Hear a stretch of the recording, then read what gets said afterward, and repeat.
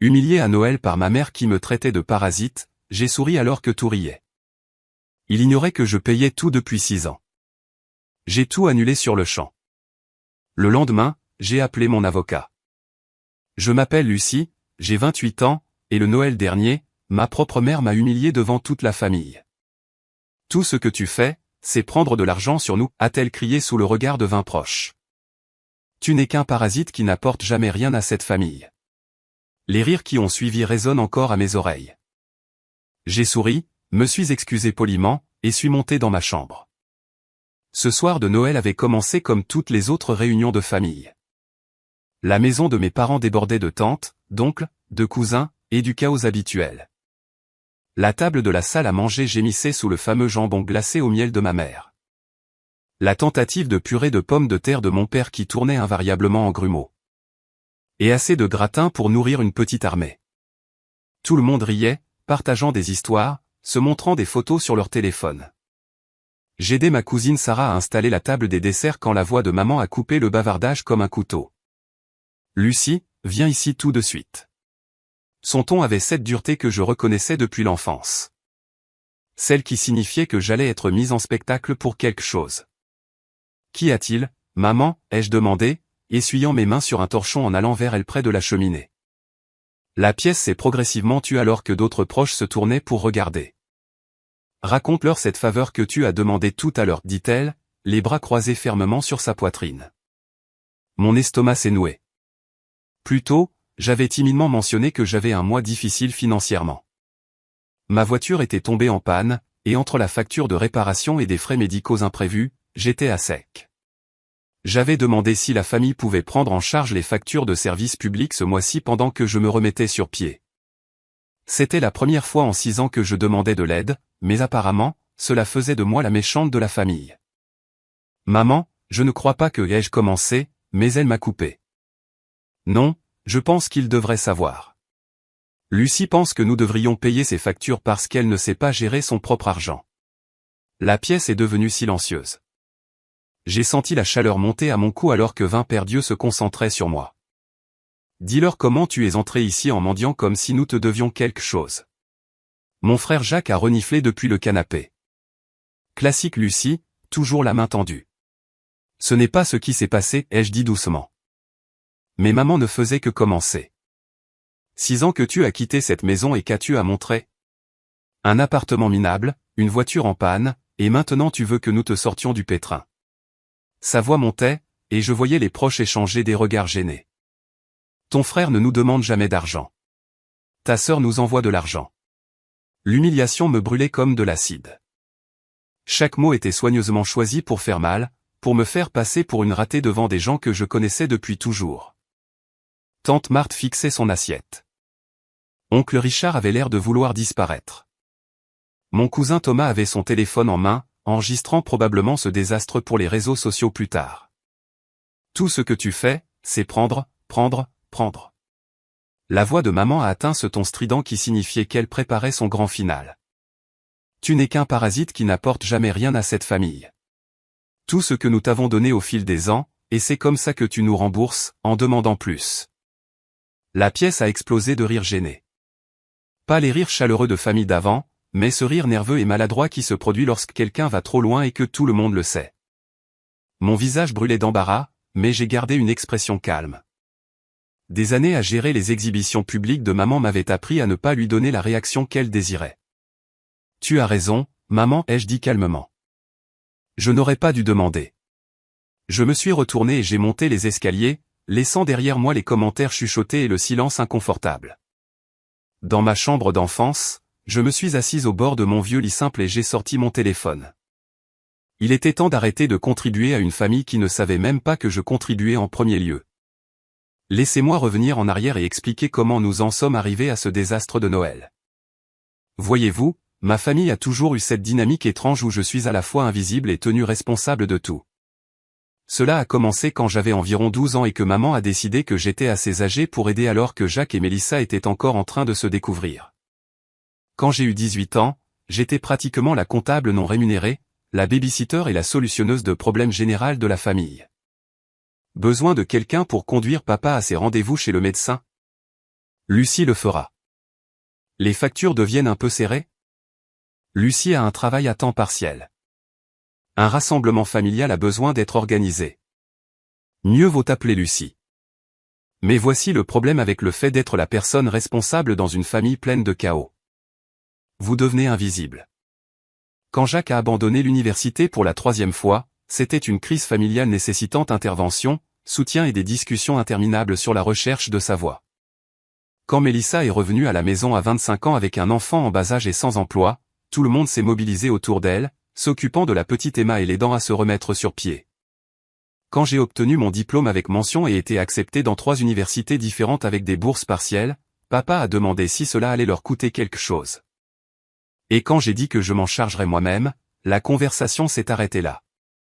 J'ai donc travaillé à 2 emplois pendant mes études, obtenu mon diplôme sans dette et déménagé dans mon propre appartement à 22 ans. J'ai pensé que cela me vaudrait enfin un peu de respect dans la famille. Au lieu de cela a juste fait de moi celle qu'ils appelaient quand ils avaient besoin que quelque chose soit réparé, payé ou organisé. Le plus étrange était à quel point j'étais devenu doué pour résoudre leurs problèmes sans qu'ils ne s'en rendent compte. Prenons la situation universitaire de Jacques. Quand il a finalement décidé de retourner à l'école à 26 ans, il a demandé une aide financière, mais n'a reçu qu'un financement partiel. Papa avait promis de trouver quelque chose pour couvrir le reste. Mais les mois passaient sans aucune action. Je voyais Jacques stressé, appelant l'université chaque semaine pour demander des prolongations de paiement.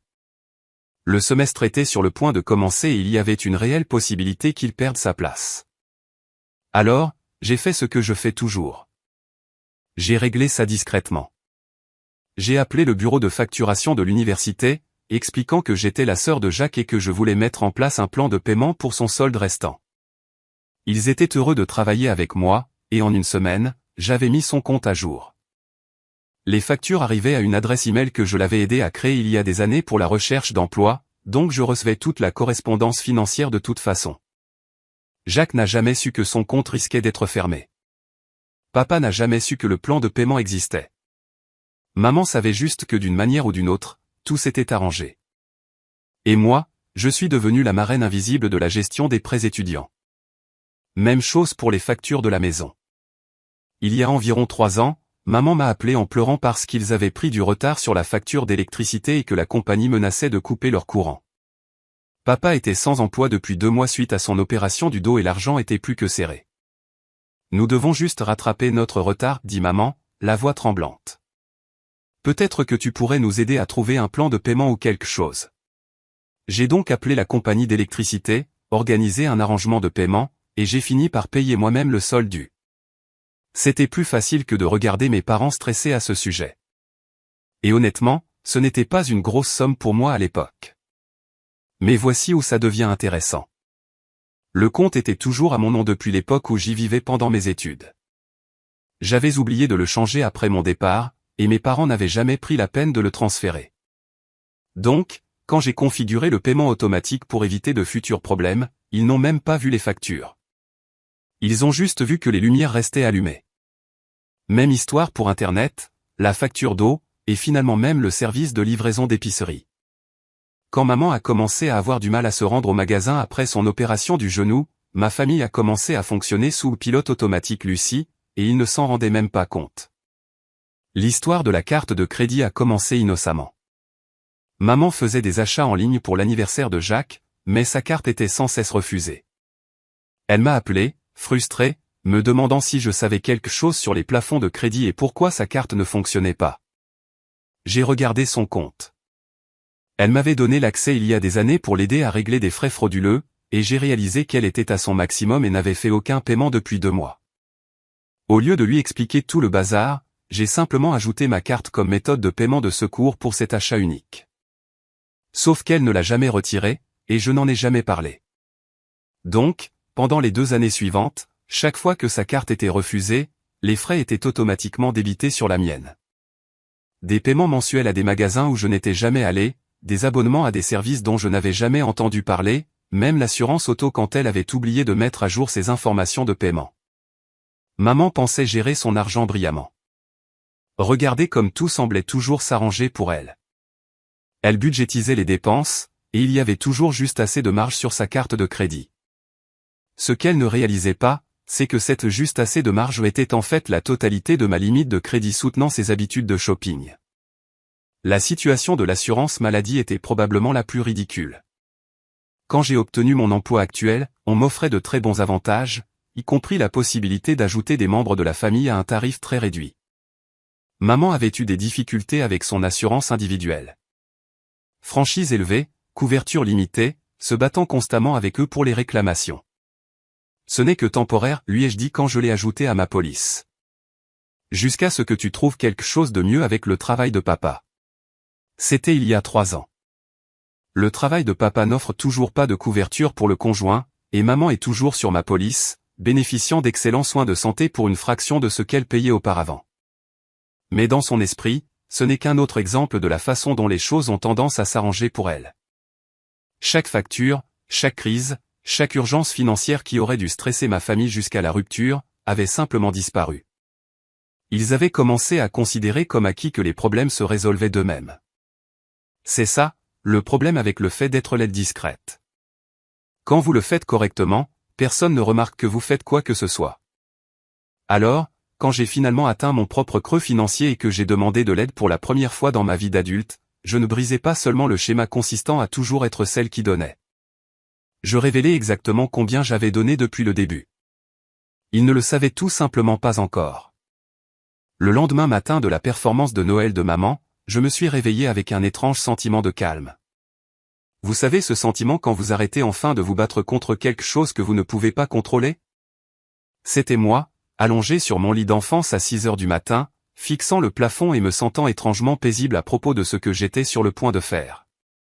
J'ai préparé du café dans la cuisine de maman avec la machine sophistiquée que je lui avais achetée pour la fête des mères et qu'elle n'avait jamais appris à utiliser correctement, et je me suis assise à la table de la salle à manger avec mon ordinateur portable et mon téléphone.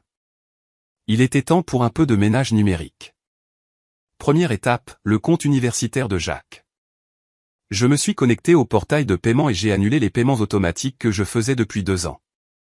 Ensuite, j'ai envoyé un email poli au bureau de facturation demandant de me retirer complètement du compte et d'envoyer toute correspondance future directement à l'étudiant. Les circonstances familiales ont changé, ai-je écrit, ce qui était certainement vrai. Étape suivante, les factures de la maison. Électricité, eau, Internet, tout était toujours à mon nom, tout était configuré en paiement automatique depuis mon compte courant. J'ai méthodiquement annulé chaque paiement automatique et programmé les transferts de services au nom de mes parents. Les compagnies de services publics ont été efficaces. Apparemment, ce genre de choses arrive plus souvent qu'on ne le pense. La situation de la carte de crédit nécessitait un peu plus de créativité. Je ne pouvais pas simplement retirer ma carte du compte de maman sans qu'elle ne le remarque immédiatement. J'ai donc appelé la banque et j'ai baissé ma limite de crédit à exactement 1 euro au-dessus du solde actuel. Chaque nouvelle charge serait refusée, et elle devrait trouver sa propre méthode de paiement. L'assurance maladie a nécessité un seul appel téléphonique. Je dois retirer une personne à charge de ma police, ai-je dit au coordinateur des avantages sociaux. La situation familiale a changé. Aucun problème, a-t-elle dit joyeusement. Le changement prendra effet à la fin de ce mois. Devrions-nous envoyer la lettre de résiliation à son adresse ou à la vôtre? La sienne, s'il vous plaît. Je lui ai donné l'adresse de maman et j'ai raccroché, imaginant son visage quand cette lettre arriverait dans quelques semaines. À 9 heures, j'avais systématiquement démantelé 6 ans de travail de marraine financière. Chaque système de soutien invisible que j'avais construit avait disparu. Chaque filet de sécurité que j'avais discrètement maintenu avait été retiré. Chaque problème que j'avais résolu sans reconnaissance était sur le point de redevenir leur problème. Et vous savez quoi? C'était incroyable. J'ai passé le reste de la matinée chez mes parents comme si rien ne s'était passé. J'ai aidé maman à nettoyer après la fête, les écouter rejouer le drame de la nuit précédente à quiconque voulait bien l'entendre, Lucie fait toute une histoire pour tout et j'ai même aidé papa à réparer une poignée desserrée sur leur porte d'entrée. Mais chaque tâche banale semblait différente maintenant. Je n'étais plus l'aidante de la famille. J'étais juste une fille rendant visite à ses parents. Quand maman a mentionné que la livraison d'épicerie arrivait plus tard et qu'elle avait oublié d'ajouter du lait à la commande, je n'ai pas offert d'appeler pour la modifier. Quand papa s'est plaint de la complexité de la nouvelle télécommande du câble, je n'ai pas offert de la programmer pour lui. Tu es silencieuse aujourd'hui, a observé maman pendant que nous chargions le lave-vaisselle. Tu boudes encore pour hier soir? Je lui ai tendu une assiette à rincer. Non, je réfléchis. Bien. Je suis contente que tu prennes mes paroles à cœur. Parfois, il faut entendre des vérités difficiles pour grandir en tant que personne. J'ai hoché la tête et j'ai continué à charger les verres dans le lave-vaisselle. Tu as probablement raison. Elle semblait satisfaite de cette réponse. Crise évitée. Leçon apprise. Dynamique familiale restaurée à la normale. Sauf que la normale était sur le point de devenir très différente pour la famille Anderson. Le premier signe de trouble est arrivé plus vite que prévu. 2 jours après le nouvel an, Jacques m'a appelé au travail, la voix tendue de panique. Lucie, je viens de recevoir un email bizarre de l'université. Ils disent que mon compte est en retard et que je dois payer d'ici vendredi ou ils vont annuler mes cours. C'est étrange, ai-je dit, gardant ma voix neutre avec soin. As-tu appelé le bureau de facturation? Oui, et ils ont dit que mon plan de paiement a été annulé et que je dois maintenant la totalité du solde pour ce semestre, mais papa a dit qu'il s'occupait de mes frais de scolarité. Je ne comprends pas ce qui s'est passé. J'ai ressenti une petite piqûre de culpabilité mais je l'ai écartée. Peut-être devrais-tu en parler à papa. J'ai essayé, mais il est bizarre à ce sujet. Il n'arrête pas de dire qu'il va regarder ça, mais Lucie, les cours commencent la semaine prochaine. S'il m'exclut, je perds ma place dans le programme. Le programme auquel Jacques faisait référence était un cours de certification informatique spécialisé qui n'avait lieu que 2 fois par an. Il en était enthousiaste depuis des mois, parlant de comment cela allait enfin lancer sa carrière. Perdre sa place signifierait attendre encore 6 mois. Et connaissant Jacques, il perdrait probablement toute motivation d'ici là. Pendant un instant, j'ai hésité. Il aurait été si facile d'appeler l'université et de rétablir le plan de paiement. Jacques n'aurait jamais eu à savoir à quel point il était proche du désastre, et je pourrais retourner à mon rôle de solutionneuse de problèmes invisibles. Mais ensuite, je me suis souvenu de la nuit de Noël. La voix de maman résonnant dans le salon. Tout ce que tu fais, c'est prendre, prendre, prendre. Les rires gênés de 20 proches qui m'ont vu me faire démolir et n'ont rien dit pour me défendre. Ça craint vraiment, Jacques, ai-je dit. J'espère que papa trouvera une solution. Attends, c'est tout? Tu ne vas pas m'aider? Sa voix est passée de la panique à l'indignation. Je veux dire, je sais que toi et maman avez eu votre truc à Noël, mais là, c'est mon éducation dont il s'agit. Ce truc? Comme si mon humiliation publique n'était qu'une petite querelle de famille qui ne devrait pas affecter son niveau de confort. Je suis sûr que ça va s'arranger, ai-je dit. Papa est plutôt débrouillard. Après avoir raccroché, je me suis assise sur ma chaise de bureau et j'ai attendu que la culpabilité m'envahisse. Jacques était mon petit frère, même s'il avait 28 ans et était parfaitement capable de gérer sa propre aide financière. Nous avions été proches enfants, et une partie de moi détestait l'idée qu'il souffre, mais la culpabilité n'est jamais venue. Au lieu de cela, j'ai ressenti quelque chose que je n'avais pas éprouvé depuis des années en ce qui concerne mes limites familiales. Avez-vous déjà regardé quelqu'un que vous aimez faire les mêmes erreurs encore et encore, en les laissant faire parce que c'était plus facile que de les regarder échouer? Partagez vos réflexions dans les commentaires ci-dessous. Je suis curieuse de savoir si je suis la seule à avoir été le filet de sécurité familiale pendant beaucoup trop longtemps. La beauté d'être l'aide invisible, c'est que lorsque vous arrêtez d'aider, il faut un certain temps pour que les gens le remarquent. C'est comme quand une machine tombe progressivement en panne, on ne réalise pas à quel point on en dépend jusqu'à ce que tout s'arrête en même temps. Janvier a été le mois où la vie de ma famille a commencé à s'effondrer au ralenti, et j'avais une place au premier rang pour le chaos. Cela a commencé par de petites choses. Maman m'a appelé le 3 janvier, confuse de savoir pourquoi sa boutique en ligne préférée refusait sa carte de crédit. C'est si bizarre, Lucie. Je sais qu'il y a de la marge sur cette carte, mais il continue de dire qu'il y a un problème. C'est bizarre, ai-je convenu. As-tu essayé d'appeler la compagnie de carte de crédit? Eh bien, non. Je pensais que tu saurais peut-être quoi faire. Tu es si doué avec ces trucs d'ordinateur. Je pense que les appeler directement est probablement ta meilleure option. Ils pourront te dire exactement ce qui ne va pas. Il y eut une pause. Dans l'ancien temps, c'était le moment où j'aurais proposé d'appeler pour elle ou de l'aider à trouver des méthodes de paiement alternatives ou simplement de gérer discrètement ce qu'elle essayait d'acheter. Au lieu de cela, j'ai attendu. Oh, d'accord. Je suppose que je vais faire ça alors. Elle semblait sincèrement surprise que je ne saute pas pour résoudre son problème.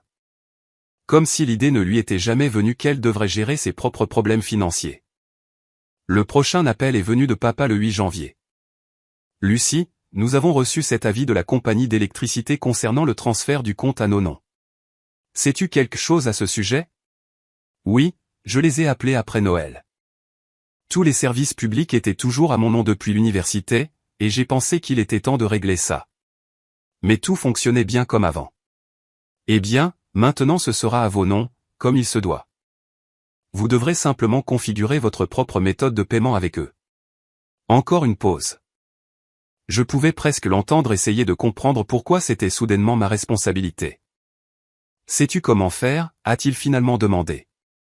Je suis sûr qu'ils vous guideront lorsque vous les appellerez. Ils sont assez serviables. Ce que je ne lui ai pas dit, c'est que la facture d'électricité était due dans 5 jours. Et s'ils ne mettaient pas en place de paiement d'ici là, leur courant serait coupé. L'ancienne Lucie leur aurait donné un calendrier détaillé et des instructions étape par étape. La nouvelle Lucie pensait qu'ils étaient des adultes qui pouvaient lire leur propre courrier. La crise de scolarité de Jacques a atteint son paroxysme le 12 janvier lorsqu'il m'a appelé en pleurant. En larmes, parce que l'université l'avait retiré de ses cours. Papa ne cesse de dire qu'il va s'en occuper, mais il n'a rien fait. Lucie, j'ai 28 ans et je pleure pour l'inscription à l'université comme si j'avais 18 ans. C'est humiliant. Cela semble vraiment frustrant, ai-je dit. Frustrant? Lucie, tout mon plan de carrière vient de s'effondrer parce que papa a menti sur la prise en charge de mes frais de scolarité. A-t-il menti ou n'a-t-il simplement pas donné suite? Quelle est la différence? Je suis foutu dans les deux cas. La voix de Jacques s'est brisée. Écoute, je sais que toi et maman ne vous parlez pas ou quoi que ce soit, mais ne peux-tu pas juste m'aider cette fois-ci? Je te jure que je te rembourserai dès que j'aurai un travail. L'ancienne moi aurait pu céder à ce stade. Jacques semblait sincèrement désespéré et il faisait des promesses de me rembourser, même s'il ne m'avait jamais remboursé quoi que ce soit de sa vie. Mais j'ai repensé à Noël. Pas seulement à l'humiliation publique de maman, mais à Jacques assis sur le canapé, ricanant quand elle m'a traité de parasite. Il avait ri de mes dépens, et maintenant il voulait que je le sauve de la même irresponsabilité financière qui m'avait valu d'être étiquetée comme une profiteuse en premier lieu. Jacques, je ne peux vraiment pas pour l'instant. Mes finances sont assez serrées après les fêtes. Ce qui était vrai. J'avais juste arrêté de payer pour la moitié de leurs dépenses domestiques. Mais c'est différent. C'est mon avenir. Je comprends que ça te semble urgent, mais je ne peux vraiment pas aider pour l'instant. Peut-être y a-t-il d'autres options que tu pourrais explorer. Prêt étudiant ou plan de paiement ou même un travail à temps partiel pour couvrir les frais. Le silence à l'autre bout du fil a duré si longtemps que j'ai cru qu'il avait raccroché. Je n'arrive pas à croire que tu me fasses ça, a-t-il dit finalement. Après tout ce que cette famille a fait pour toi. Tout ce que cette famille a fait pour moi. Comme quoi? L'humiliation publique? S'attribuer le mérite de mes réussites? Ignorer mes problèmes tout en exigeant que je résolve les leurs. Je suis désolé que tu traverses ça, Jacques. J'espère vraiment que ça va s'arranger. Après avoir raccroché, j'ai ressenti cette même paix étrange que j'avais éprouvée le matin de Noël. Pas le bonheur exactement, mais un profond soulagement d'être enfin sorti de l'entreprise de gérer la vie des autres. La situation des courses a fourni un divertissement inattendu. Maman s'était habituée à se faire livrer des courses 2 fois par semaine, un service qui coûtait environ 60 € de plus par mois, mais qui lui évitait d'avoir à gérer la foule et les sacs lourds. Ce qu'elle ne réalisait pas, c'est que je payais le service de livraison depuis plus d'1 an. Quand sa première commande a été annulée pour des problèmes de paiement, elle a appelé l'épicerie pour se plaindre. Selon Mélissa, qui a entendu toute l'histoire de seconde main, maman a passé 20 minutes à se disputer avec le service client sur le fait qu'elle était une cliente fidèle et exigeant qu'il corrige n'importe quel bug informatique causant le problème. Il continuait à lui dire que le service de livraison nécessitait une méthode de paiement séparée et elle insistait sur le fait que cela avait toujours fonctionné auparavant. Mélissa m'a raconté ça quand elle m'a appelé pour les potins de famille. Elle était si confuse de savoir pourquoi on lui demandait soudainement de payer un supplément pour quelque chose qui était auparavant inclus. C'est bizarre, ai-je dit. Je me demande pourquoi la politique a changé. Mélissa a marqué une pause. Lucie, tu n'as rien à voir avec la situation de livraison d'épicerie de maman, n'est-ce pas? Pourquoi aurais-je quelque chose à voir avec les courses de maman? Je ne sais pas. Cela semble juste être une drôle de coïncidence que tous ces problèmes de facturation aléatoire surviennent juste après ta dispute de Noël. J'ai gardé une voix innocente. Les problèmes de facturation arrivent tout le temps, surtout après les fêtes quand les comptes des gens sont mélangés. Mais je pouvais entendre la suspicion dans la voix de Mélissa. Contrairement à Jacques, qui ne prêtait attention à rien qui ne l'affectait pas directement, Mélissa commençait à remarquer des schémas, ce qui signifiait que le reste de la famille commencerait bientôt à le remarquer aussi. À la 3e semaine de janvier, la famille Anderson vivait dans un état de panique financière de bas niveau, et ils ne savaient toujours pas pourquoi. C'était devenu une chose où chaque appel téléphonique familial se transformait en une litanie de problèmes mystérieux que personne ne pouvait expliquer. L'Internet de maman était déconnecté, même si elle était sûre d'avoir payé la facture. Papa n'arrivait pas à comprendre pourquoi leur service de streaming ne fonctionnait pas. Jacques était toujours sans logement à cause de son programme universitaire et avait commencé à prendre des quarts dans un café pour essayer de rassembler l'argent des frais de scolarité. La bombe de l'assurance maladie est tombée le 22 janvier. J'étais au travail, plongé dans une feuille de calcul qui importait réellement pour ma propre vie pour une fois, quand mon téléphone a sonné. Lucie Anderson s'est affichée à l'écran. Les coordonnées de maman, que je n'avais jamais pris la peine de changer pour quelque chose de plus personnel. Lucie, je viens de recevoir la lettre la plus étrange d'une compagnie d'assurance. La voix de maman était tendue de confusion et du début de la panique. Ils disent que ma couverture santé est résiliée à la fin du mois, mais cela n'a aucun sens. Je suis avec cette compagnie depuis des années. J'ai minimisé ma feuille de calcul et me suis penché en arrière sur ma chaise. Cela semble étrange. De quelle compagnie s'agit-il? Elite Healthcare Solutions, le fournisseur d'assurance maladie de mon entreprise, celui que j'utilisais pour couvrir ses frais médicaux depuis 3 ans. La lettre disait-elle pourquoi il résiliait votre couverture, ai-je demandé. Quelque chose à propos d'un changement de statut d'emploi pour le titulaire principal de la police. Mais ça n'a pas de sens non plus parce que je ne travaille même pas là-bas. Ça doit être une erreur. J'ai pu entendre le froissement de papier, probablement en relisant la lettre et en devenant plus confuse à chaque mot. As-tu essayé de les appeler pour demander? Eh bien, non. Je pensais que tu saurais peut-être quoi faire. Tu es si doué pour ce genre de choses. C'était encore là. L'hypothèse automatique que j'allais réparer quel que soit le problème apparu dans sa vie. Même maintenant, même après Noël, son premier réflexe était toujours d'externaliser ses responsabilités vers moi. Maman, si quelqu'un utilise tes informations personnelles pour une fraude à l'assurance, tu dois absolument les appeler directement. Je ne saurais rien d'une compagnie dont tu n'as jamais entendu parler. Mais si ce n'est pas de la fraude? Et si, d'une manière ou d'une autre, mon assurance réelle a été annulée par accident? Lucie, j'ai une mammographie prévue la semaine prochaine. Et si je n'ai pas de couverture? La peur réelle dans sa voix a tiré sur quelque chose dans ma poitrine. Maman avait 62 ans et la mammographie faisait partie du dépistage régulier qu'elle faisait depuis que sa sœur était morte d'un cancer du sein il y a 5 ans. La manquer signifierait des mois d'anxiété avant qu'elle ne puisse le reprogrammer. Pendant un instant, j'ai envisagé de lui dire la vérité, qu'elle était sur mon assurance depuis des années, que je couvrais ses frais médicaux parce que je voulais qu'elle ait de bons soins de santé. Que la lettre de résiliation mystérieuse était le résultat de mon retrait de ma police après Noël. Mais ensuite, j'ai pensé à comment cette conversation se déroulerait. Maman serait reconnaissante pendant environ 30 secondes avant de passer à l'indignation sur les raisons pour lesquelles je ne lui ai pas dit plus tôt. Puis elle serait en colère que je l'ai mise dans cette situation en retirant la couverture. Finalement, elle trouverait un moyen de faire en sorte que ce soit ma faute qu'elle doive maintenant trouver sa propre assurance. J'avais vu ce schéma trop de fois auparavant. Toute aide que je fournissais devenait rétroactivement quelque chose que je lui devais. Tout problème résultant de mon manque d'aide devenait ma responsabilité de résoudre. Maman, je suis sûr que ce n'est qu'un problème de paperasse, ai-je dit. Ces compagnies d'assurance font des erreurs tout le temps. Appelez-les demain et faites clarifier les choses. Si c'est vraiment une fraude, ils vous aideront à comprendre quoi faire. Mais qu'en est-il de mon rendez-vous la semaine prochaine? Tu pourrais appeler le cabinet de ton médecin et expliquer la situation. Il pourrait peut-être travailler avec toi sur le paiement ou t'aider à reprogrammer si nécessaire. Encore une longue pause. Je pouvais pratiquement entendre son cerveau lutter pour accepter l'idée qu'elle devrait gérer cela elle-même. Lucie, je ne comprends pas ce qui se passe. D'abord les problèmes de carte de crédit, puis la livraison d'épicerie, maintenant cette histoire d'assurance. C'est comme si tout s'effondrait en même temps. Cela semble stressant, ai-je convenu. Peut-être que papa pourrait t'aider à passer certains de ces appels? Ton père? La voix de maman a monté d'une octave. Lucie, ton père sait à peine utiliser le micro-ondes. Tu penses qu'il va comprendre l'assurance maladie? Il a réussi à comprendre les avantages sociaux de son propre travail, ai-je fait remarquer. Je suis sûr qu'il peut gérer un appel téléphonique.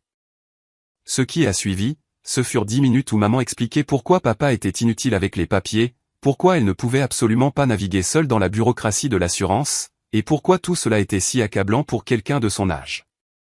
C'était un cours de maître en impuissance apprise. Je ne sais vraiment pas quoi faire, a-t-elle conclu avec un soupir dramatique. Je suis sûr que tu trouveras une solution, ai-je dit. Tu es plus capable que tu ne le penses. Après avoir raccroché, je me suis assise sur ma chaise de bureau et j'ai fixé le plafond. La culpabilité était là cette fois, vive et insistante. La mammographie de maman était importante. Ses préoccupations de santé étaient légitimes. Allais-je vraiment laisser sa santé être mise en danger à cause de ma colère concernant Noël? Mais ensuite, j'ai pensé aux 3 années de prime d'assurance. 3 années de franchise et de quote-part et de frais de pharmacie que j'avais couverts sans jamais être remercié parce qu'elle ne savait même pas que je les couvrais. 3 années où elle se vantait auprès de ses amis de son excellente couverture santé sans mentionner que sa fille payait la facture. Plus important encore, j'ai pensé au fait qu'elle était une femme adulte avec un mari et 2 autres enfants adultes. Il n'y avait aucune raison pour que ses soins de santé soient ma responsabilité, surtout lorsqu'elle ne savait même pas que je les fournissais. Maman trouverait une solution à son problème d'assurance parce qu'elle devrait le faire. Papa apprendrait à l'aider avec les papiers parce qu'il devrait le faire. Jacques trouverait un moyen de payer pour sa propre éducation parce qu'il devrait le faire. Et moi, j'apprendrais ce que ça fait d'avoir une famille qui me voit comme une fille et une sœur au lieu d'un service de résolution de problèmes. La transition a été plus désordonnée que je ne l'avais prévu, mais elle a été plus libératrice que je n'osais l'espérer. Février a été le mois où tout a culminé, et cela a commencé par la coupure de courant. J'étais au travail un mardi matin quand Mélissa m'a appelé. Sa voix tendue de panique. Lucie, il y a quelque chose qui ne va pas avec la maison de maman et papa. Je suis passé déposer des photos de Noël et il n'y a pas de courant. Aucune lumière ne fonctionne. La porte de garage ne s'ouvre pas. Rien. As-tu vérifié s'il y avait une panne de courant dans le quartier, ai-je demandé, bien que je sache exactement ce qui s'était passé. Je savais comment papa était avec les appels téléphoniques. Il préférait nettoyer les gouttières sous un orage plutôt que de passer 10 minutes en attente avec le service client, ce qui expliquait pourquoi la facture d'électricité était restée sur leur comptoir de cuisine pendant 3 semaines alors qu'ils supposaient que quelqu'un d'autre s'en occuperait. As-tu appelé, ai-je demandé. Qui appelait? Maman et papa. Ils sont tous les deux au travail. Et papa ne répond pas à son téléphone pendant la journée de toute façon. Appelez la compagnie d'électricité. Il y eut une pause. Eh bien, non. Je pensais que tu saurais peut-être quoi faire en premier. Tu es doué pour ces choses. Même Mélissa, qui était généralement la plus autonome de mes frères et sœurs, avait par défaut fait de moi le point de contact pour la crise de nos parents. C'était comme regarder une famille d'adultes régresser à l'enfance dès qu'un problème exigeait un réel effort pour être résolu. Mais, si leur courant a été coupé, c'est probablement à cause d'un paiement manqué. Papa devrait les appeler directement pour comprendre ce qui s'est passé. Mais si c'était quelque chose de plus grave? Et s'il y avait un problème avec leur système électrique ou si quelqu'un avait oublié de transférer le compte comme il se doit? Elle fouillait, essayant de savoir si j'en savais plus que ce que je laissais entendre. Mélissa avait toujours été la plus intelligente des 3 enfants, et elle commençait certainement à relier les points. Je suppose que papa le saura quand il les appellera, ai-je dit. Y a-t-il autre chose pour laquelle je peux t'aider? Encore une pause. Plus longue cette fois. Lucie, ça va? Tu agis de façon vraiment bizarre depuis Noël. Distante. Distante. C'était une façon de le dire. Une autre façon serait de ne plus permettre à une famille d'adultes d'éviter leurs propres responsabilités. Je vais bien, Mel. Juste occupé par le travail et essayant de régler mes propres finances. Tu sais comment c'est. En fait, je ne sais pas comment c'est parce que tu ne parles jamais de tes finances ou de ton travail ou de ce qui t'arrive vraiment. Sa voix s'adoucit. Écoute, je sais que maman a été dure avec toi à Noël, mais ça ne veut pas dire que tu dois nous couper la parole à tous. Le truc avec Mélissa, c'est qu'elle avait toujours été la plus raisonnable. Elle était allée à l'université, avait trouvé un bon travail, avait épousé un homme correct et gérait sa vie comme une adulte fonctionnelle. Elle n'avait jamais eu besoin du même niveau d'aide que Jacques et mes parents exigeaient, ce qui signifiait qu'elle n'avait jamais vraiment compris à quel point j'aidais tout le monde. Je ne coupe pas le dialogue avec qui que ce soit, ai-je dit. J'arrête juste d'intervenir pour résoudre des problèmes qui ne sont pas les miens. C'est de ça qu'il s'agit? Parce que je ne t'ai jamais demandé de résoudre mes problèmes. Tu as raison. Tu ne l'as pas fait, mais Jacques l'a fait. Et maman et papa aussi. Et d'une manière ou d'une autre, je suis devenu la personne de référence pour chaque crise, chaque facture, chaque appel téléphonique gênant qui devait être passé. Les mots sont sortis plus brusques que je ne l'avais prévu. Lucie. La voix de Mélissa était prudente maintenant, comme si elle parlait à quelqu'un qui pourrait s'enfuir à tout moment. Et voilà. La question que j'attendais que quelqu'un pose depuis 3 semaines. Ça n'a pas d'importance maintenant, ai-je dit. Mais Mel, tu devrais probablement aller là-bas après que papa soit rentré et t'assurer qu'il appelle la compagnie d'électricité. Ils pourront remettre le courant une fois qu'il aura réglé le paiement. Comment sais-tu que c'est une question de paiement? Parce que les compagnies d'électricité ne coupent généralement pas l'électricité pour s'amuser. J'ai raccroché avant qu'elle ne puisse poser plus de questions. Mais je savais que la conversation n'était pas terminée. Mélissa était comme un chien avec un os quand quelque chose n'avait pas de sens. Et la série soudaine de problèmes coïncidents de ma famille n'avait décidément aucun sens. L'appel que j'attendais est arrivé 2 heures plus tard. Le numéro de papa cette fois. Lucie, j'ai besoin d'aide pour comprendre quelque chose. Sa voix était fatiguée de la manière qui signifiait qu'il avait passé toute sa pause déjeuner en attente avec le service client. Je viens de raccrocher avec la compagnie d'électricité et ils disent que notre compte était en retard de 3 mois avant qu'ils ne nous coupent. Mais ça n'a pas de sens. Cette facture arrive à la maison et je la donne toujours à ta mère pour qu'elle s'en occupe. As-tu demandé à maman à ce sujet? J'ai essayé, mais elle est en réunion tout l'après-midi. Lucie, ils veulent près de 400 € pour remettre le courant. 400 €? Comment une facture d'électricité peut-elle atteindre un tel montant? Je pouvais entendre la confusion sincère dans sa voix. Papa avait été élevé à une époque où les factures étaient prévisibles et gérables, où un paiement de service public de 100 € était une crise digne d'être discutée. L'idée que sa facture d'électricité accumulait des frais de retard et de reconnexion depuis des mois était probablement un choc sincère. Cela semble beaucoup, ai-je convenu. Ont-ils expliqué comment le compte a pris tant de retard? Ils ont dit que les paiements avaient cessé en novembre et qu'ils avaient envoyé des avis de déconnexion en décembre et janvier. Mais Lucie, je n'ai jamais vu d'avis de déconnexion. Et ta mère jure qu'elle l'a payé. Novembre. C'était le moment où j'avais transféré tous les services publics à leur nom, mais j'avais oublié qu'ils auraient besoin de configurer de nouvelles méthodes de paiement. J'avais été tellement concentré sur le retrait de mes comptes que je n'avais pas considéré le fossé entre l'annulation de mon paiement automatique et eux qui trouvaient comment gérer leurs propres factures. L'ancienne moi se serait sentie terrible à propos de cet oubli. La nouvelle moi a réalisé que 3 mois était amplement le temps pour 2 adultes fonctionnels de trouver comment payer une facture d'électricité. Peut-être que les avis se sont perdus dans le courrier, ai-je suggéré, ou classés quelque part par accident. Peut-être. Papa semblait sceptique. Lucie, je déteste demander ça, mais y a-t-il un moyen pour que tu nous aides avec ce paiement? Juste jusqu'à ce que je puisse comprendre ce qui n'a pas fonctionné avec notre système.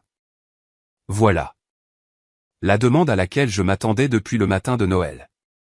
Après des semaines de problèmes financiers mystérieux, après l'humiliation publique, après des années de soutien invisible ingrat, la solution de ma famille était toujours de me demander de l'argent. Papa, je ne peux vraiment pas pour l'instant. Mes propres finances sont assez serrées, ce qui devenait de plus en plus vrai chaque jour puisque je ne payais plus par réflexe pour tout ce qui allait mal dans leur vie. Mais Lucie, nous sommes assis dans une maison sombre. La nourriture dans le réfrigérateur va se gâter. L'oxygénateur de ta mère a besoin d'électricité pour fonctionner. L'oxygénateur était une nouvelle information, et elle m'a frappé comme un coup physique. Maman avait développé des problèmes respiratoires pendant les fêtes. Rien de grave, mais son médecin avait prescrit de l'oxygène supplémentaire pour une utilisation nocturne. Sans courant, elle ne pouvait pas utiliser la machine. C'était exactement le genre de détail qui me faisait remettre en question tout ce que je faisais. Allais-je vraiment laisser la santé de ma mère souffrir parce que j'imposais un point sur la dynamique familiale? Mais ensuite, j'ai pensé aux 3 derniers mois. 3 mois d'avis de déconnexion que mes parents avaient apparemment ignorés ou égarés. 3 mois où ils auraient pu m'appeler ou appeler Jacques ou Mélissa pour demander de l'aide pour comprendre leur situation de facturation. 3 mois où ils auraient pu mettre en place un plan de paiement ou demander de l'aide à la compagnie d'électricité ou prendre n'importe laquelle des mesures pour prévenir cette crise. Au lieu de cela, ils avaient apparemment décidé que les factures étaient du ressort de maman, que maman s'en occupait, et qu'ils n'avaient pas besoin d'y penser jusqu'à ce que le courant soit effectivement coupé. Papa, as-tu examiné les programmes d'aide au paiement? La plupart des compagnies de services publics ont des options pour les personnes en difficulté financière. Lucie, je n'ai pas le temps de rechercher des programmes. J'ai besoin de remettre le courant ce soir. Et Jacques et Mélissa? As-tu essayé de leur demander de l'aide? Encore une longue pause. Jacques n'a pas cet argent en ce moment. Et Mélissa vient d'acheter une maison. Nous ne pouvons pas lui demander de vider ses économies pour notre erreur. Mais il pouvait me demander de vider les miennes, même après Noël. Même après avoir été traité de parasite devant toute la famille, j'étais toujours leur premier appel quand il fallait de l'argent. Papa, je suis vraiment désolé pour la situation, mais je ne peux vraiment pas aider pour l'instant. Je suis sûr que vous trouverez une solution. Le silence qui a suivi a été le plus long que nous ayons jamais partagé. Je pouvais entendre sa respiration, probablement en train d'essayer de trouver quoi dire à une fille qui refusait de sauver la famille d'une crise. Lucie, a-t-il dit finalement, je ne sais pas ce qui s'est passé entre toi et ta mère à Noël, mais ce n'est pas toi. Tu as toujours été celle sur qui nous pouvions compter. Toujours été celle sur qui il pouvait compter. Ou toujours été généreuse avec la famille. Toujours été celle sur qui il pouvait compter pour réparer leurs problèmes afin qu'il n'ait pas à le faire. Peut-être est-il temps pour vous de compter sur vous-même, ai-je dit doucement et j'ai raccroché. 1 heure plus tard, Mélissa a rappelé. Lucie, qu'est-ce qui se passe putain? Que veux-tu dire?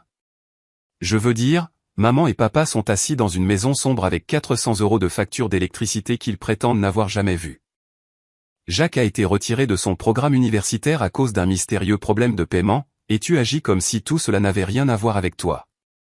J'ai pris une profonde inspiration. Ça n'a rien à voir avec moi.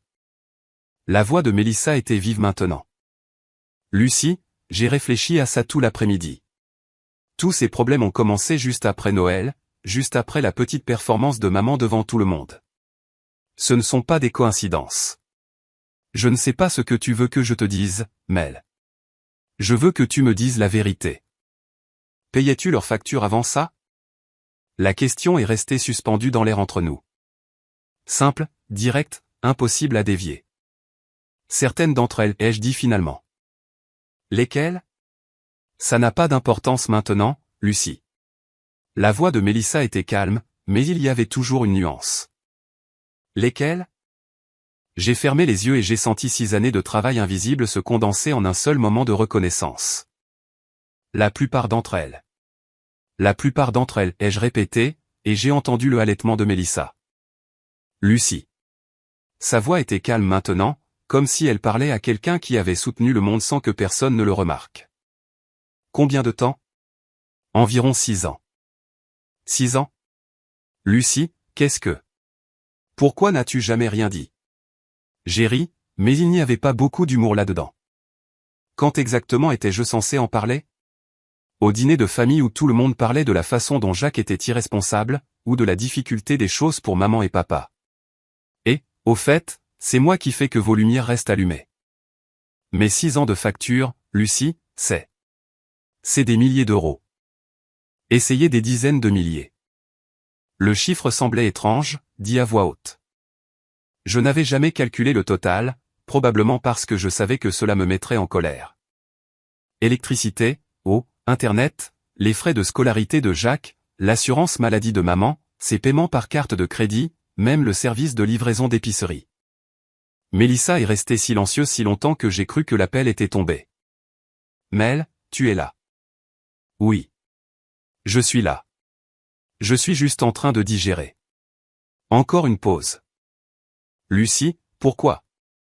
Pourquoi aurais-tu fait tout ça sans rien dire à personne? C'était une question juste et une que je me posais depuis des semaines. Pourquoi avais-je assumé tranquillement le rôle de marraine financière de la famille?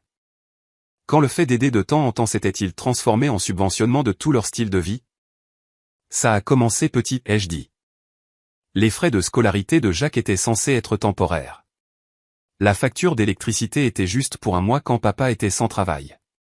La carte de crédit de maman était censée être unique quand la sienne était refusée, mais ça n'est pas resté petit.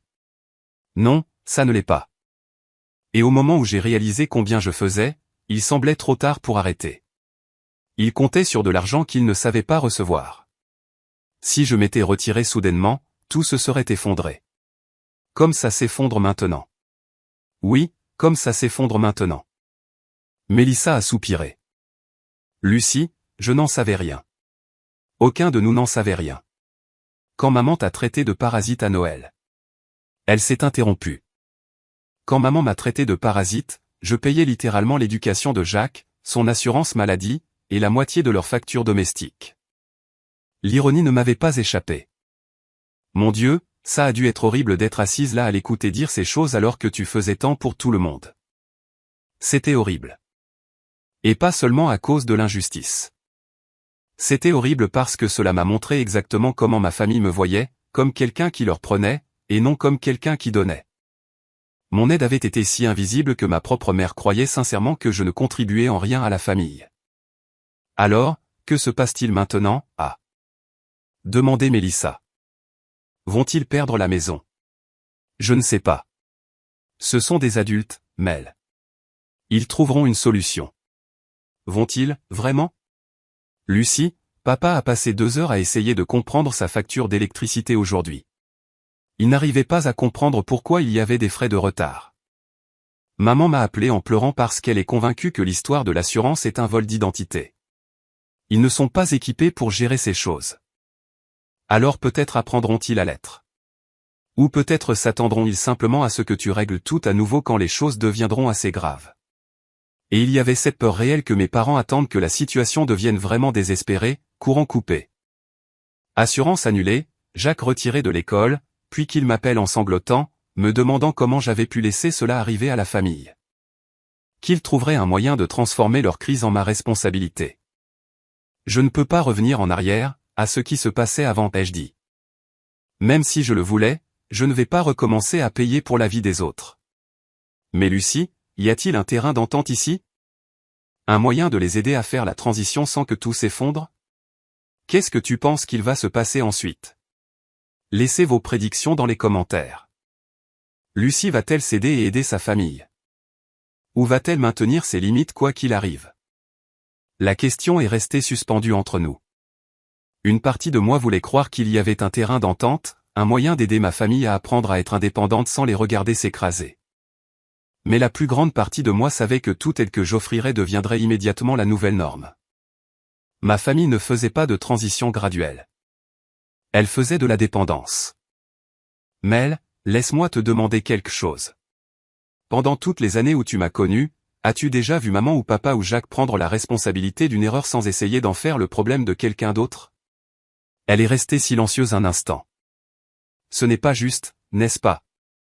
Quand Jacques a abandonné l'université la première fois, qui était le fautif? Ses professeurs étaient trop durs avec lui. La deuxième fois, le service d'aide financière a gâché ses papiers. La troisième fois, il traversait beaucoup d'émotions après sa rupture. Et quand la voiture de maman a été saisie il y a 2 ans. Mélissa a soupiré. Elle. La banque a fait une erreur dans son calendrier de paiement même si elle avait manqué 4 mois de paiement. Lucie. Et quand papa a été renvoyé de son travail dans la construction, son superviseur lui en voulait même s'il arrivait en retard et s'excusait d'être malade 2 fois par semaine. D'accord, je vois ton point. Mais ça ne veut pas dire qu'on devrait simplement les abandonner. Je ne les abandonne pas. Je leur permets d'être responsables de leur propre vie pour la première fois depuis des années. Après avoir raccroché avec Mélissa, je me suis assise dans mon appartement et j'ai essayé d'imaginer ce que ma famille traversait. Papa probablement en train de faire les 100 pas dans la maison essayant de comprendre comment payer une facture d'électricité qu'il ne comprenait pas. Maman appelant tout ce qu'elle connaissait pour se plaindre de problèmes d'assurance mystérieux. Jacques travaillant dans des cafés et blâmant tout le monde sauf lui-même pour sa crise éducative. Pendant 6 ans, j'avais été le filet de sécurité invisible qui les empêchait d'avoir à faire face aux conséquences de leurs propres choix. J'avais été si doué pour résoudre leurs problèmes discrètement qu'ils avaient oublié que les problèmes étaient les leurs à résoudre. Maintenant, ils allaient recevoir un cours intensif sur la responsabilité adulte, qu'ils le veuillent ou non. Les semaines suivantes ont été comme regarder un accident de train au ralenti. Si les accidents de train vous faisaient vous sentir à la fois coupable et justifié, Jacques a été le premier à craquer. Il s'est présenté à mon appartement un vendredi soir, l'air de n'avoir pas dormi depuis des jours. J'ai ouvert la porte pour trouver mon petit frère, bien qu'à 28 ans, l'appeler le petit soit plus une habitude qu'une précision, debout dans mon couloir avec des sacs d'épicerie à ses pieds. J'ai apporté du chinois, a-t-il dit, comme si cela expliquait tout. Puis-je entrer ? Je me suis écarté et je l'ai regardé transporter sac après sac de plats à emporter dans ma cuisine. Porc aigre doux, bœuf au brocoli, riz frit, rouleau de printemps. Assez de nourriture pour une réunion de famille. Jacques, ça doit faire au moins 60 € de nourriture. Je sais. Je voulais m'assurer que j'avais quelque chose que tu aimerais. Il évitait le contact visuel, occupé à déballer les contenants avec l'intensité concentrée de quelqu'un qui essaie de ne pas faire une dépression. Je pensais qu'on pourrait manger et parler. Parler de quoi ? Il m'a finalement regardé et j'ai pu voir l'épuisement dans ses yeux. Lucie, je travaille 60 heures par semaine entre 2 emplois pour essayer d'économiser de l'argent pour les frais de scolarité. Je dors sur le canapé de Mike parce que je ne peux pas me permettre mon propre logement. Je n'ai mangé que des ramen et des barres énergétiques depuis 3 semaines. Cela semble vraiment difficile. C'est difficile. C'est la chose la plus difficile que j'ai jamais faite de ma vie. Et je peine à faire une entaille dans ce que je dois. Il s'est affalé sur l'une de mes chaises de cuisine. Mais tu sais ce qui est bizarre ? J'ai mis du riz frit sur 2 assiettes et j'ai attendu. Je suis en fait fier de moi. Pour la première fois depuis des années, je gère mes propres problèmes. Je n'appelle pas papa à chaque fois que quelque chose va mal. Je ne m'attends pas à ce que quelqu'un d'autre corrige mes erreurs. Il a picoré sa nourriture. Je n'ai jamais réalisé à quel point je dépendais des autres jusqu'à ce que je doive arrêter. C'est une bonne réalisation à avoir. Lucie, je n'ai jamais non plus réalisé à quel point tu faisais pour moi. Pour nous tous. Voilà. La conversation que j'attendais depuis janvier. Mélissa t'a parlé. Elle vous a parlé à tous de mes paiements de scolarité, des factures, de tout. Jacques s'est frotté le visage avec ses mains. Mon Dieu, Lucie, mes frais de scolarité ont dû te coûter des milliers d'euros à eux seuls. Et je ne t'ai même jamais remercié parce que je ne savais pas que tu le faisais. Tu n'étais pas censé le savoir. C'était un peu le but. Mais pourquoi ? Pourquoi payer pour mon éducation sans me le dire ? J'ai réfléchi à comment expliquer cela sans paraître ni martyr ni amer. Parce que je voulais que tu réussisses. Et je pouvais voir que le problème d'argent était la seule chose qui te bloquait. Il semblait plus facile de m'en occuper discrètement que d'en faire un grand drame familial. Plus facile pour qui ? Pour tout le monde. Tu n'avais pas à stresser. Papa n'avait pas à admettre qu'il ne pouvait pas se le permettre. Et je n'avais pas à te regarder abandonner quelque chose d'important. Jacques a hoché la tête lentement. Mais ce n'était pas plus facile pour toi. Non, ce n'était pas plus facile pour moi. Nous avons mangé en silence pendant quelques minutes. Le chinois était bon. Jacques s'était souvenu que j'aimais les légumes supplémentaires et détestais le MSG. Et c'était bizarre d'être assis en face de mon frère en ayant une vraie conversation sur les sentiments et les conséquences. Lucie, je dois te demander quelque chose et je veux que tu sois honnête avec moi, d'accord ? Es-tu un jour prête à nous pardonner pour Noël ? La question m'a prise au dépourvu. Je m'attendais à ce qu'il demande de l'argent ou de l'aide pour sa situation actuelle ou des conseils sur la façon de parler à nos parents. Je ne m'attendais pas à ce qu'il parle de pardon. Jacques, il ne s'agit pas de pardon. Alors, de quoi s'agit-il ? J'ai posé ma fourchette et j'ai regardé mon frère. Les vraiment regarder. Son visage était plus mince qu'il y a 6 mois, probablement à cause du régime ramen. Ses vêtements étaient froissés parce qu'il dormait sur un canapé. Ses mains avaient des callosités à cause du travail manuel qu'il faisait pour payer ses factures. Mais ses yeux étaient différents, plus clairs d'une certaine manière. Comme s'il voyait réellement le monde autour de lui au lieu de simplement flotter à travers lui, attendant que quelqu'un d'autre résolve ses problèmes. Il s'agit de respect, ai-je dit finalement. Pendant 6 ans, j'ai aidé cette famille d'une manière que personne n'a jamais reconnue. Et la première fois que j'ai eu besoin d'aide, la première fois que j'ai demandé du soutien au lieu d'en donner, maman s'est levée devant 20 personnes et m'a traité de parasite. Elle ne le savait pas. Elle ne le savait pas parce qu'elle n'a jamais pris la peine de le savoir. Aucun de vous ne le savait. Vous avez tous simplement supposé que les factures se payaient d'elles-mêmes, que les problèmes se résolvaient d'eux-mêmes. Que Lucie s'occuperait de ce qui devait être fait. Ma voix montait malgré mes efforts pour rester calme. As-tu la moindre idée de ce que c'est que d'être invisible pour ta propre famille? Jacques est resté silencieux un long moment. Non, a-t-il dit finalement. Mais je commence à comprendre ce que c'est que de gérer mes propres problèmes. Et Lucie, c'est effrayant à mourir. Oui, ça l'est. C'est comme ça que tu t'es senti tout ce temps? Effrayé et seul et responsable de tout? J'y ai réfléchi. Pas effrayé exactement, mais définitivement seul et définitivement responsable de tout. Ce n'est pas juste. Non, ce n'est pas juste. Mais c'est comme ça que les choses étaient. Jacques a poussé sa nourriture dans son assiette. Alors, que se passe-t-il maintenant? Est-ce que nous n'avons juste plus de famille? Jacques, nous dînons ensemble. Nous parlons de vraies choses au lieu de seulement des choses superficielles. Nous nous traitons comme des adultes capables de gérer des conversations difficiles. Cela ressemble plus à de la famille que tout ce que nous avons fait depuis des années. Mais qu'en est-il de maman et papa? Qu'en est-il d'eux? Ils ont des difficultés, Lucie. De vraies difficultés. Papa a travaillé des heures supplémentaires pour essayer de rattraper les factures. Et maman nettoie des maisons d'autres personnes pour gagner de l'argent supplémentaire. Elle a 62 ans et elle frotte des toilettes parce qu'ils n'ont pas les moyens de payer leurs factures d'électricité. La culpabilité m'a frappé comme un coup physique. Maman nettoyant des maisons, papa travaillant des heures supplémentaires avec un mauvais dos. Mes parents, qui avaient élevé 3 enfants et travaillé dur toute leur vie, réduits soudainement à se débattre pour l'argent afin de garder les lumières allumées. C'est terrible, ai-je dit. Je suis désolé qu'ils traversent cela, mais tu ne vas pas les aider, Jacques. J'ai aidé les autres pendant 6 ans. Ils ne le savaient juste pas. Alors aide-les maintenant qu'ils savent qu'ils en ont besoin.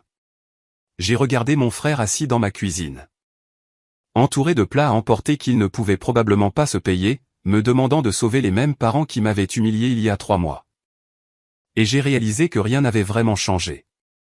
Jacques avait appris à gérer ses propres problèmes. Mais sa solution aux problèmes de nos parents était toujours de demander à Lucie de les résoudre. Non, ai-je dit doucement. Je ne vais pas les aider. Lucie, Jacques, tu viens de me dire que gérer tes propres problèmes a été la chose la plus difficile et la plus dont tu aies jamais été fier. Pourquoi voudrais-tu enlever cette expérience à maman et papa? Il m'a regardé comme si j'avais suggéré que nos parents fassent du parachutisme. Parce que ce sont nos parents.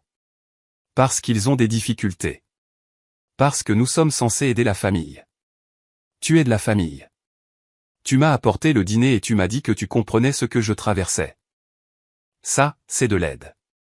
Je me suis levé et j'ai commencé à mettre les restes dans des contenants. Mais me demander de redevenir la solution financière de la famille, ce n'est pas de l'aide, Jacques. C'est juste remettre tout en place comme avant. Et s'ils n'y arrivent pas? Et s'ils perdent la maison?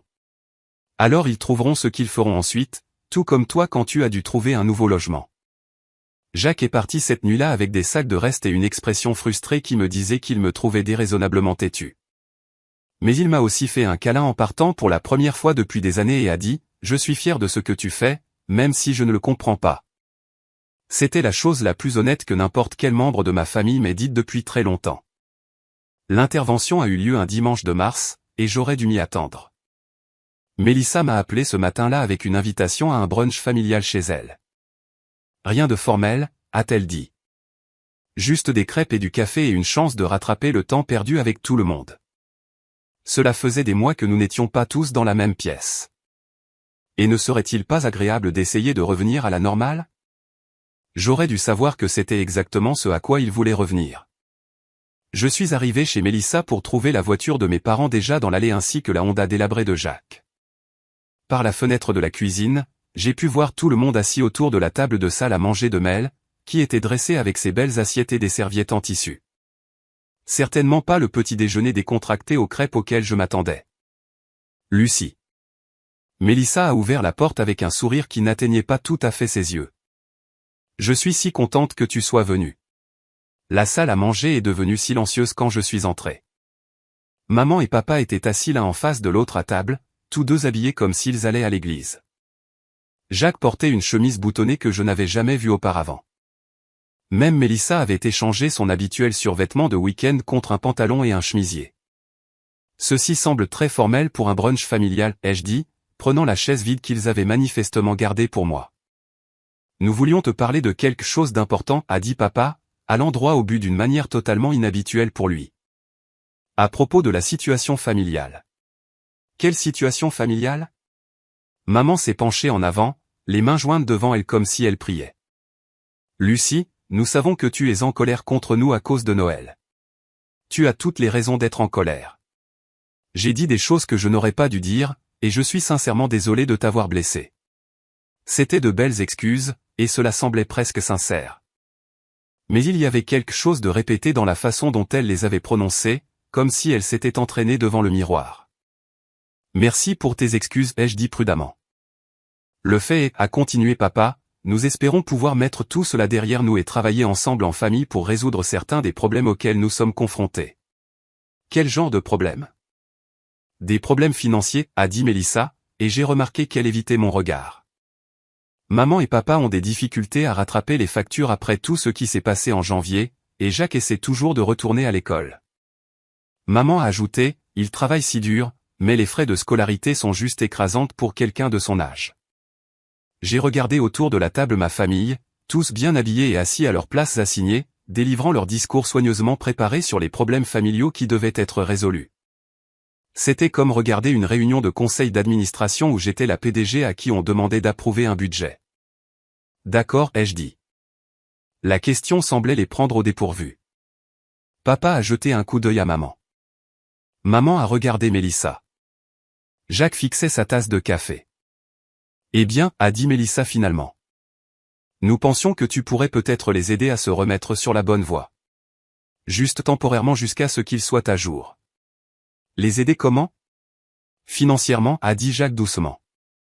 Comme tu le faisais avant. Et voilà. La vraie raison de la réunion de famille formelle, des belles assiettes, des excuses répétées. Ils voulaient que je redevienne leur filet de sécurité invisible. Alors, laissez-moi m'assurer que j'ai bien compris, ai-je dit, gardant ma voix égale. Vous voulez que je recommence à payer vos factures? Juste temporairement, a dit maman rapidement. Jusqu'à ce que nous soyons de nouveau sur pied. Combien de temps temporairement? Encore une série de regards. Personne n'avait pensé aussi loin. Peut-être 6 mois, a suggéré papa. 1 an au maximum. Et que se passe-t-il après cette année? Eh bien, d'ici là, nous aurons trouvé un meilleur système pour tout gérer, a dit Mélissa. Quel genre de système? Je ne sais pas, Lucie. Un budget ou un plan de paiement ou quelque chose. Le point, c'est qu'ils ont besoin d'aide maintenant et que tu es en position de la fournir. Je me suis assise sur ma chaise et je les ai regardés chacun à son tour. Mes parents, qui vivaient au-dessus de leurs moyens depuis si longtemps qu'ils avaient oublié quels étaient leurs moyens réels. Jacques, qui apprenait enfin à subvenir à ses propres besoins, mais voulait prendre un raccourci vers la dépendance. Mélissa, qui n'avait jamais eu besoin de mon aide, mais était parfaitement à l'aise de me demander de la fournir pour tout le monde. Non, ai-je dit. Lucie, s'il te plaît. La voix de maman s'est brisée. J'ai 62 ans. Je ne peux pas continuer à travailler 2 emplois et à nettoyer des maisons juste pour garder les lumières allumées. Alors ne le faites pas. Qu'est-ce que tu veux dire? Je veux dire, trouver une solution qui n'implique pas que je paie pour votre vie. Je me suis tourné vers papa. Tu as dit que tu voulais mettre Noël derrière nous et travailler ensemble en famille. Ce n'est pas travailler ensemble. C'est me demander de redevenir votre compte bancaire personnel. Ce n'est pas ça, a protesté Mélissa. N'est-ce pas? Parce que ça ressemble exactement à ce que c'est, j'ai dit. Pendant 6 ans, j'ai discrètement payé pour l'éducation de Jacques, ton assurance maladie, tes cartes de crédit, tes factures de service public. Je n'ai jamais demandé de reconnaissance ou de remerciement. Je n'en ai jamais fait un problème familial. Je m'en suis juste occupé parce que je le pouvais et parce que je vous aime. Nous savons, a dit Jacques. Et nous sommes reconnaissants. Vous êtes reconnaissants maintenant. Mais où était la gratitude quand maman m'a traité de parasite devant 20 personnes? Où était la gratitude quand tu as ri quand elle m'a traité de parasite? Lucie, nous ne savions pas, a dit papa. Vous ne saviez pas parce que vous ne vouliez pas savoir. Vous vouliez croire que vos problèmes financiers se résolvaient par magie.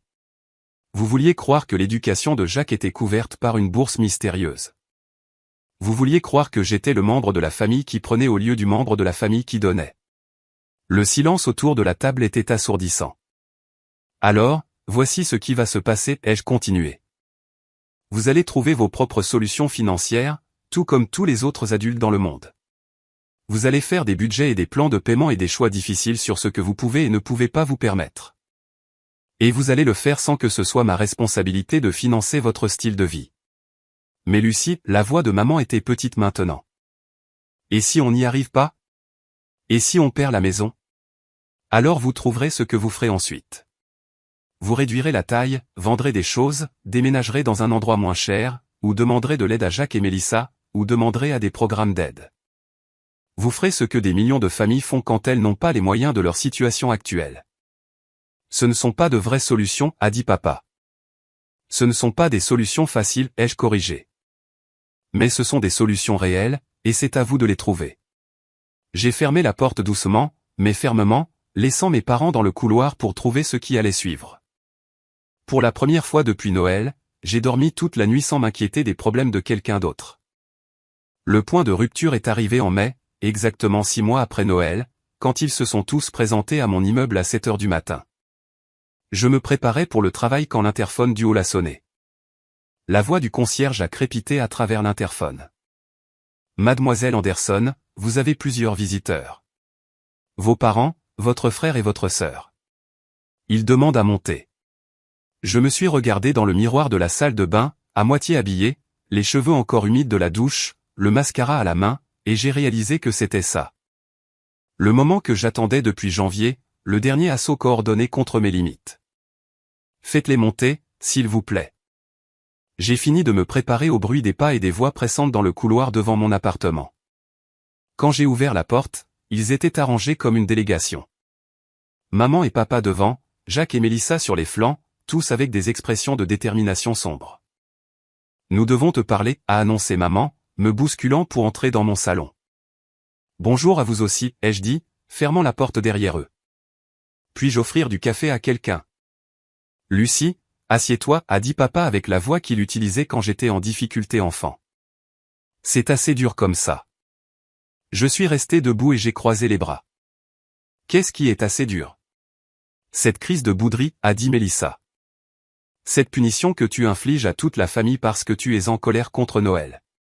Nous sommes ici pour te présenter un ultimatum, a ajouté Jacques, sortant un papier plié de sa poche de veste. Nous avons tous discuté et nous avons décidé que cela se termine aujourd'hui. Un ultimatum. Ils avaient organisé un ultimatum. J'ai failli rire de l'absurdité de la situation. D'accord, ai-je dit. Écoutez. Jacques a déplié le papier et a commencé à lire comme s'il délivrait un document juridique formel.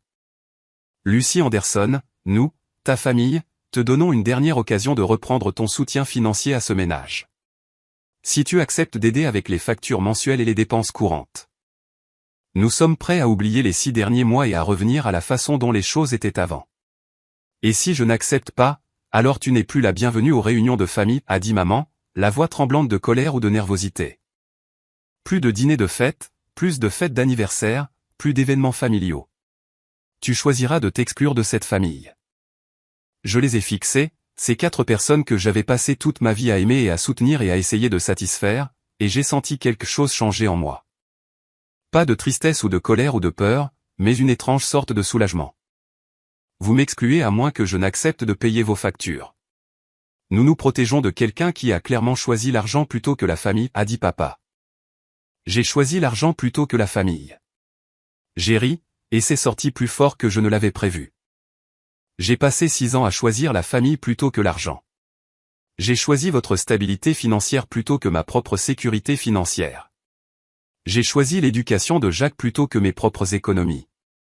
J'ai choisi l'assurance maladie de maman plutôt que mon propre fonds d'urgence. Et nous sommes reconnaissants pour ça, a dit Mélissa rapidement. Mais Lucie, cela ne te donne pas le droit de nous abandonner quand les choses deviennent difficiles. Les choses sont devenues difficiles en janvier. Ça fait 5 mois. Combien plus difficiles doivent-elles devenir avant que tu trouves des solutions qui ne m'impliquent pas? Nous avons trouvé des solutions, a dit maman. La solution, c'est que tu reprennes l'aide comme avant. Ce n'est pas une solution. C'est juste reculer. Jacques s'est avancé, tenant toujours son morceau de papier comme s'il lui donnait une sorte d'autorité. Lucie, nous avons clarifié notre position. Soit tu recommences à payer pour les choses, soit tu ne fais plus partie de cette famille. Je me suis dirigé vers le comptoir de ma cuisine et j'ai pris mon sac et mes clés. D'accord. D'accord. Quoi? D'accord. Je choisis de ne plus faire partie de cette famille. Je me suis dirigé vers la porte. Je dois aller au travail maintenant. Veuillez fermer à clé en partant. Le silence derrière moi était assourdissant. Je pouvais les sentir me fixer dans le dos. Probablement en attendant que je me retourne et que je dise que je ne le pensais pas. Que je ne faisais que marquer un point. Que bien sûr, je préférerais payer leurs factures plutôt que de les perdre complètement. Au lieu de cela, j'ai ouvert la porte de mon appartement et je suis sorti. Lucie, attends. Mélissa m'a appelé. Je me suis arrêté et je me suis retourné. Mel, tu viens de me dire que ma valeur pour cette famille se mesure en euros. Tu viens de me menacer de me déshériter à moins que je n'accepte de financer votre style de vie. Tu veux savoir ce que j'ai appris en 6 mois sans être votre compte bancaire personnel? Quoi? J'ai appris que je suis une personne complète toute seule. J'ai des amis qui m'aiment pour qui je suis, pas pour ce que je peux faire pour eux. J'ai une carrière qui me comble. J'ai des loisirs et des intérêts et des objectifs qui n'ont rien à voir avec la résolution des problèmes des autres. J'ai regardé chacun d'eux dans mon couloir. J'ai appris que je n'ai pas besoin d'une famille qui ne m'apprécie que pour mon argent. Ce n'est pas de ça qu'il s'agit, a protesté papa. N'est-ce pas? Parce que vous venez de me donner un ultimatum. Payez nos factures ou perdez-nous. Cela ressemble exactement à une famille qui ne m'apprécie que pour mon argent. Je me suis retourné et j'ai marché vers l'ascenseur, laissant derrière moi 4 personnes qui venaient de me montrer exactement ce que j'étais pour elles. Dans l'ascenseur, descendant vers le hall, j'ai ressenti quelque chose que je n'avais pas éprouvé depuis des années. Une liberté complète par rapport aux attentes des autres. C'était terrifiant et exaltant et absolument juste. Le premier Noël sans eux a été étonnamment paisible. J'ai passé le 25 décembre dans mon appartement, portant un pyjama jusqu'à midi et préparant des crêpes à partir de 0 pendant que la neige tombait dehors. J'ai fait un appel vidéo avec mon colocataire d'université qui avait déménagé à Seattle, échangé des SMS avec quelques amis du travail, et lu un livre entier sans que personne n'appelle pour me demander de résoudre leurs problèmes. Ce fut la première matinée de Noël de ma vie d'adulte où je ne stressais pas à propos de la dynamique familiale ou de qui pourrait avoir une crise à régler. Juste moi, mon café, et le genre de calme qui vient du fait de ne pas être responsable du bonheur des autres. Vers 15 heures, mon téléphone a sonné. Le nom de Mélissa à l'écran.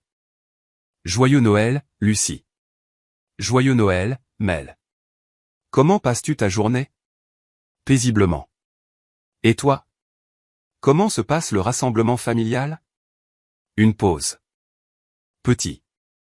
Juste moi et Jacques et maman et papa. C'est différent sans toi. J'ai attendu qu'elle arrive au but. Mélissa n'appelait pas juste pour échanger des politesses. Lucie, je voulais te dire quelque chose à propos de l'année écoulée. D'accord, j'étais fausse à propos de l'ultimatum, à propos de l'appeler une crise de bouderie, à propos de tout ça. J'ai passé les 6 derniers mois à regarder maman et papa régler leurs finances et à regarder Jacques apprendre à budgétiser et à économiser de l'argent. Et j'avais tort. Comment ça? Ils sont tous plus capables que je ne leur donnais crédit. Papa a appris à utiliser les services bancaires en ligne et à configurer des paiements automatiques. Maman a trouvé un travail à temps partiel qu'elle aime vraiment et a commencé à utiliser des coupons comme si c'était un hobby. Jacques a économisé assez d'argent pour s'inscrire à un programme de collège communautaire. Et il est tellement fier de lui de l'avoir gagné. J'ai souri malgré moi. Tout ça semble vraiment bien. C'est bien. Mais Lucie, ce que j'ai réalisé, c'est que rien de tout cela ne se serait produit si tu avais continué à tout payer. Il serait simplement resté à l'aise et dépendant, et Jacques serait resté irresponsable, et rien n'aurait changé. Probablement pas. Certainement pas. Et j'ai aussi réalisé autre chose. Sa voix est devenue plus calme. J'ai réalisé que j'ai passé 6 ans à te regarder prendre soin de tout le monde et que je ne t'ai jamais demandé si tu avais besoin de quelque chose. Je n'ai jamais demandé comment tu allais ou si tu étais stressé à propos de l'argent ou si tu avais besoin d'aide pour quoi que ce soit. Mel, j'ai été une sœur terrible, Lucie. Pas parce que je n'ai pas contribué en argent aux factures de la famille. Je n'aurais pas dû, mais parce que je n'ai pas contribué en attention à ton bien-être. Je t'ai traité comme une ressource au lieu d'une personne. Les mots m'ont frappé plus fort que je ne l'avais anticipé. De toutes les choses que ma famille avait faites au fil des ans, l'invisibilité avait été la plus difficile. La façon dont ils avaient tous simplement supposé que j'allais bien. Que je m'occupais de tout. Que je n'avais besoin de rien d'eux. Merci de le dire. Je le dis parce que c'est vrai. Et parce que tu me manques. Tu me manques aussi, Lucie. Je sais que tu ne veux probablement pas entendre ça, mais aimerais-tu envisager de prendre un café avec moi un de ces jours? Juste vous deux. Pas d'ordre du jour. Pas de drame familial. J'aimerais bien, ai-je dit. Après avoir raccroché, je me suis blotti sur mon canapé avec mon livre et j'ai réfléchi à l'année écoulée. L'humiliation du matin de Noël semblait remonter à une éternité. Les appels téléphoniques désespérés et les tentatives de manipulation avaient cessé il y a des mois. L'ultimatum dans mon couloir semblait être quelque chose qui était arrivé à quelqu'un d'autre. Dans l'espace où la gestion des crises familiales avait l'habitude de se situer, j'avais construit une vie qui était entièrement mienne. J'avais commencé des cours de poterie et rejoint un groupe de randonnée. J'avais commencé à fréquenter quelqu'un qui ne connaissait rien à la dynamique de ma famille et qui m'aimait très bien tel que j'étais. J'avais obtenu une promotion au travail parce que j'avais enfin l'énergie mentale pour me concentrer sur ma propre carrière au lieu des problèmes de tout le monde. Mon compte d'épargne, n'étant plus drainé par les urgences des autres, avait suffisamment augmenté pour que je commence à regarder des maisons, pas des appartements, des maisons avec des jardins et des chambres d'amis et de l'espace pour la vie que j'étais en train de construire. La culpabilité qui m'avait suivi en janvier et février avait été progressivement remplacée par quelque chose que je n'avais jamais éprouvé auparavant. La certitude d'être exactement là où je devais être. Mon téléphone a vibré avec un message texte. Le numéro de Jacques. Joyeux Noël, ma sœur. Je sais que nous ne nous parlons pas en famille, mais je voulais que tu saches que j'ai obtenu mon diplôme de mon programme la semaine dernière avec une moyenne de 3,8. J'ai payé chaque crédit moi-même, et je n'ai jamais été aussi fier de quelque chose de ma vie. Merci de m'avoir forcé à grandir. Je t'aime. J'ai souri et j'ai tapé en retour. Je suis si fier de toi. Je t'aime aussi. Alors que l'après-midi tirait vers le soir, je me suis préparé un dîner simple et j'ai réfléchi au Noël qui avait tout commencé. La voix de maman résonnant dans le salon. Tout ce que tu fais, c'est prendre, prendre, prendre. Les rires des proches qui m'avaient regardé me faire humilier et n'avaient rien dit. Si je pouvais revenir à ce moment, je me suis demandé, ferais-je quelque chose de différent? Me défendrais-je au lieu de partir tranquillement? Expliquerais-je exactement ce que j'avais apporté avant tous les paiements? Probablement pas, parce que la sortie tranquille, le retrait systématique du soutien, les mois où je les ai laissés se débrouiller par eux-mêmes, tout cela avait mené à ceci. Jacques apprenant à être responsable de sa propre éducation. Mes parents découvrant qu'ils étaient plus capables qu'ils ne le pensaient. Mélissa reconnaissant que la famille signifiait plus qu'une obligation financière. Et moi apprenant que j'avais plus de valeur que ce que je pouvais fournir aux autres. La neige continuait de tomber dehors alors que je m'installais pour une soirée paisible seule. Quelque part en ville, ma famille était probablement en train de finir son dîner de Noël. Peut-être parlant de savoir s'ils allaient m'appeler, peut-être regrettant la façon dont j'organisais tout et m'assurais que rien n'allait mal. Mais cette Lucie, celle qui résolvait les problèmes de tout le monde et absorbait la crise de tout le monde, était partie. À sa place, quelqu'un qui avait appris que l'amour sans limite n'est pas de l'amour du tout. C'était le plus beau cadeau de Noël que je me sois jamais fait. Le Noël suivant, il y avait une invitation manuscrite de Mélissa me demandant si je voulais me joindre à eux pour un petit dîner de fête discret. Aucune attente, aucun drame, juste la famille essayant de comprendre comment être une famille à nouveau. J'y ai réfléchi pendant une semaine avant de répondre. Pas parce que j'étais en colère maintenant, mais parce que je voulais être sûr d'y aller pour les bonnes raisons. Pas par obligation ou culpabilité ou l'ancien besoin de garder tout le monde heureux, mais parce que je voulais vraiment voir les personnes que ma famille était devenue au cours de l'année suivant l'ultimatum.